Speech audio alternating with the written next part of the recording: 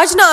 آپ کو نا ایک سٹوری سنانے والی ہے جو کہ میری شادی سے پہلے کی ہے، کیونکہ ہمارے نا گھر کے بالکل سامنے گھر تھا، وہاں نا ایک بھائی رہتے تھے، کافی عرصے سے نا وہ اکیلے ہی رہتے تھے۔ اس کے بعد ان کی شادی ہو گئی، پھر ان کے گھر نا ایک بیبی ہوا، تو رات کو اس کے رونے کی اتنی زیادہ مجھے آواز آتی، اس دن تو بھائی میں آواز سنتی رہی۔ پھر میں نے دروازہ نوک کیا، میں نے کہا بھابی آپ کا بیبی اتنا زیادہ کیوں روتا ہے؟ تو بھابی کہتی جب میں کام کرتی ہوں نا تو یہ بہت زیادہ روتا ہے، یہ کہتا ہے کہ مجھے اٹھا لو، لیکن گھر میں کوئی نہیں ہوتا تو اس وجہ سے میں اس کو اٹھاتی نہیں اور یہ روتا رہتا ہے اور میں اپنا کام کرتی رہتی ہوں۔ تو میں نے بھابی سے کہا کہ اتنی ٹینشن والی کیا بات ہے، آپ مجھے دے دو، اگر آپ دینا چاہتی ہو تو میں اس کو اپنے پاس رکھ لیتی ہوں، آپ کام کر لیں گے نا پھر لے لینا۔ یار وہ ماشاءاللہ اتنا خوبصورت بچہ تھا نا، تو میں اس کو نا ڈیلی بھابی سے لے آتی تھی، 3-4 گھنٹے وہ رہتا تھا، بھابی سارا کام کر لیتی تھی گھر کا، اور جب میں اس کو واپس دینے جاتی تھی نا تو بھابی ہمیشہ مجھے دعا دیتی تھی کہ اللہ تعالیٰ تمہارے نصیب اچھے کرے، تمہاری قسمت اچھی کرے۔ تو مجھے بڑا عجیب لگتا تھا کہ بھابی مجھے ایسی دعا کیوں دیتی ہیں۔ تو میں نے امی کو آ کے بتانا، تو امی نے مجھے کہنا کہ بیٹیوں کے نصیب ہمیشہ ایک جیسے نہیں رہتے، یہاں پہ تم خوش ہو، آگے جا کے پتہ نہیں تمہارے نصیب کیسے ہوں گے، تو اس لیے وہ تمہاری اچھی قسمت کے لیے دعا کرتی ہے۔ تب تو یہ بات مجھے بالکل سمجھ نہیں آتی تھی، میرے اوپر سے گزر جاتی تھی، لیکن جب شادی ہوئی نا تو بھائی مجھے ساری بات سمجھ آ گئی کہ بیٹیوں کے نصیب کے لیے کیوں دعا کرتے ہیں۔